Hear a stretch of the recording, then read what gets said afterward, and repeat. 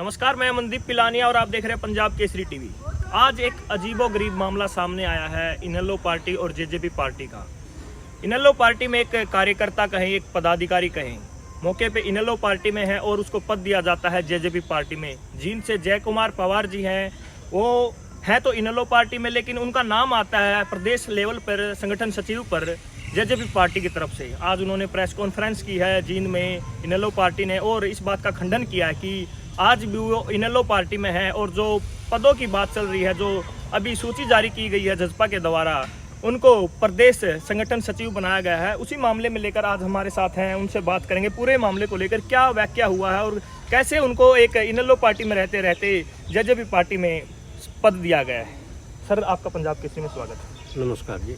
आप इनेलो पार्टी में हैं और आपको पद जेजेपी पार्टी में दिया जाता है, तो कैसे क्या घटना घटी है? मुझे सुबह मैं किसी प्रोग्राम में झांझगांव में गया हुआ था और काफ़ी साथियों के कंटिन्यू फ़ोन आए कि आपने पार्टी छोड़ दी इनेलो और जेजेपी में आपको संगठन सचिव बनाया है। मैं ऐसी कोई बात नहीं, मैं इनेलो का वर्कर हूँ, इनेलो में ही है हम। तो न बोले नहीं, आपकी चंडीगढ़ से खबर लग रही है, तो मैं क्या बना है अब संगठन सचिव। मैं इसका खंडन करूँगा। मैं तो इनेलो का वर्कर हूँ। इनमें 3.5 साल स्टेट बॉडी में बीसी का स्टेट का अध्यक्ष भी रहा हूँ। कई सरकारी महकमों में भी मैं डायरेक्टर रहा हूँ। तो हम पूर्ण रूप से चौटाला साहब के साथ हैं, कोई ऐसी बात नहीं है। अब आपने कहाँ पढ़ा है? अखबारों में है, कई अखबारों में छप रही है आपकी खबर। मगर मैं आज इसका खंडन करूँगा।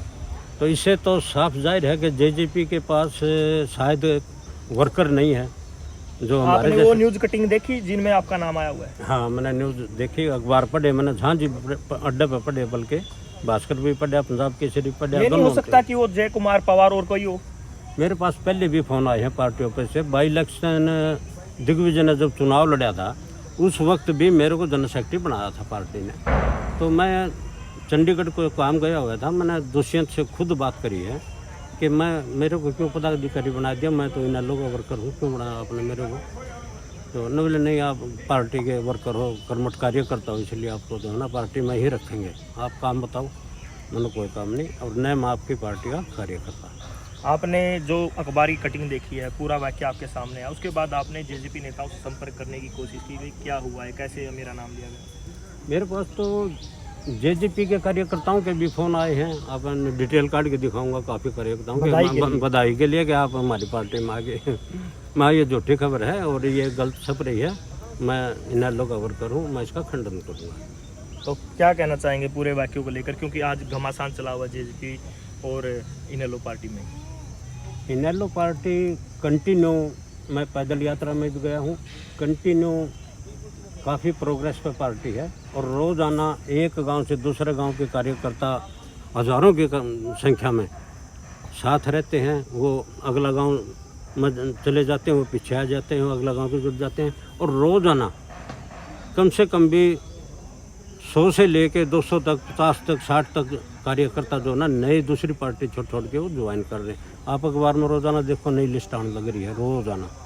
तो जय कुमार जी ने खंडन किया इस पूरे वाक्यों को लेकर। इसी मामले में हमारे साथ प्रदेश प्रवक्ता हैं विजेंद्र रेड्डी जी, उनसे बात करते हैं। सर, जो मामला घटा हुआ है, आपके कार्यकर्ता हैं, आपके पदाधिकारी हैं, पद उनको जेजेपी पार्टी में दिया जाता है, किस प्रकार देखते हैं पूरे वाक्यों को? देखिए, इससे एक बात तो स्पष्ट हो जाती है कि जेजेपी के पास वर्करों का, कार्यकर्ताओं का, पदाधिकारियों का टोटा आ चुका है।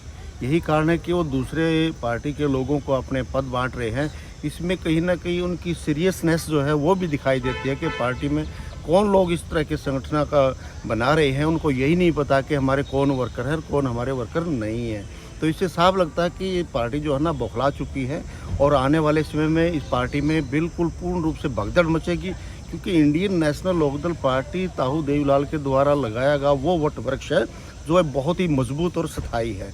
और कोई कारण था उसमें जो ना, जब पार्टी अलग हुई कुछ लोग वहाँ चले गए थे, लेकिन उनकी आत्मा इनेलो में ही थी। और आज जिस प्रकार से प्रदेश में इस सरकार ने हालात पैदा किए हुए, हर वर्ग को प्रताड़ित करने का काम किया है, लगभग सारे के सारे वो इनेलो के जो वर्कर किसी कारण से जेजेपी के साथ चले गए थे, वो सारे वापस इंडियन नेशनल लोकदल पार्टी में आ चुके हैं। बचे खुचे भी कुछ ही दिनों में और वापस आ जाएंगे। और जेजेपी और बीजेपी का बिल्कुल सुपड़ा साफ होने जा रहा है। कुछ ही दिनों में देखना कितनी बड़ी अफरा तफरी इसमें मचेगी। न केवल जेजेपी बल्कि बीजेपी में भी बहुत बड़ी फूट अंदर ही अंदर डली हुई है और समय के साथ साथ सारे इस पार्टी को अलविदा कह करके दूसरी पार्टियों में जाने का काम करेंगे। इंडियन नेशनल लोकदल पार्टी की परिवर्तन पद यात्रा में जो लोगों का समर्थन मिल रहा है, जो आशीर्वाद मिल रहा है, उसको देख करके ये सरकार बौखला गई है और ये कहीं ना कहीं दूसरे दलों के लोगों को भी भ्रामक तरीके से अपने साथ जोड़ने का काम करने की कोशिश कर रही है, जो कि नाकाम कोशिश है। बयानबाजों की बात करें, जेजेपी और इनेलो पार्टी में बयानबाजी चलती रहती है, कभी दुष्यंत चौटाला की, कभी अभय सिंह चौटाला की। अब यात्रा का दौर चला हुआ है हरियाणा में, बलराज कुंडू ने भी यात्रा निकाली, कहीं कांग्रेस की भी यात्रा चल रही है, हाथ से हाथ जोड़ो यात्रा। तो किस प्रकार देखते हैं पूरी यात्राओं में इनेलो पार्टी कहाँ पर अपना स्टैंड रखती है? मेरे ख्याल से इंडियन हिस्ट्री में ये एक इतिहास बनने जा रहा है, जो इनेलो की परिवर्तन पद यात्रा है। केवल मात्र एक स्टेट में लगभग 5000 किलोमीटर और 7 महीने का समय, आज तक न किसी ने ऐसी यात्रा की है और ना ही कोई कर पाएगा।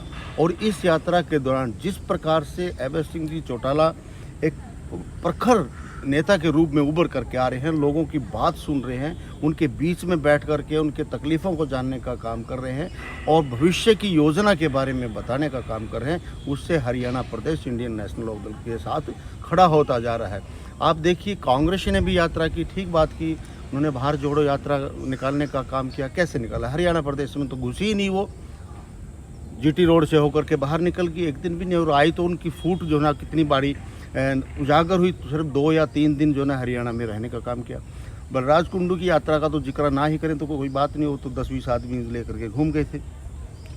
परिवर्तन यात्रा का ये प्रभाव देखने को मिला। आज की बात करें, बलराज कुंडू भी विधायक हैं और इनेलो पार्टी के पास भी एक ही विधायक है। देखिए, बलराज कुंडू भी विधायक है, लेकिन बलराज कुंडू जो विधायक है वो और इनेलो का जो विधायक अभय सिंह चौटाला है, उसमें तो ज़मीन और आसमान का अंतर है। इनेलो पार्टी वो पार्टी थी जब कभी पूरे हरियाणा में सभी दलों को आंधी की तरह उखाड़ करके फेंकने का काम किया था और 85 सीट प्राप्त की थी। इनेलो का सुप्रीमो 5 बार का हरियाणा प्रदेश का मुख्यमंत्री रह चुका है। ये एक अलग कारण है कि कुछ ऐसे ग्रह मैं कहूँगा आए, पार्टी में विखंडन हुआ और लोगों ने कहीं ना कहीं विश्वास कर लिया कि दुष्यंत चौटाला देवीलाल की तरह काम करेगा, और उस विश्वास के कारण उन्होंने असली इनेलो उसी को मान लिया था, जिसके कारण से लोग वहाँ चले गए थे। लेकिन अब लोगों की समझ में आ गया असली इनेलो तो चौधरी ओम प्रकाश चौटाला और अभय सिंह चौटाला वाली है। वापस आएंगे और देखना 2024 में हम सरकार बनाने जा रहे हैं। ये आज मैं आपके चैनल पर बोल रहा हूँ, पंजाब केसरी के चैनल पर। 2024 में अभय सिंह चौटाला हरियाणा प्रदेश का मुख्यमंत्री होगा, गारंटीड होगा। हालात ऐसे बनते जा रहे हैं, जिस प्रकार से ये पार्टी बेटी बचाओ बेटी पढ़ाओ का नारा दे करके आज बेटियों को रोड पर घसीट करके उनके कपड़े तक फाड़ करके जो है ना गाड़ियों में लाद करके उनको डिटेन करने का काम किया जा रहा है।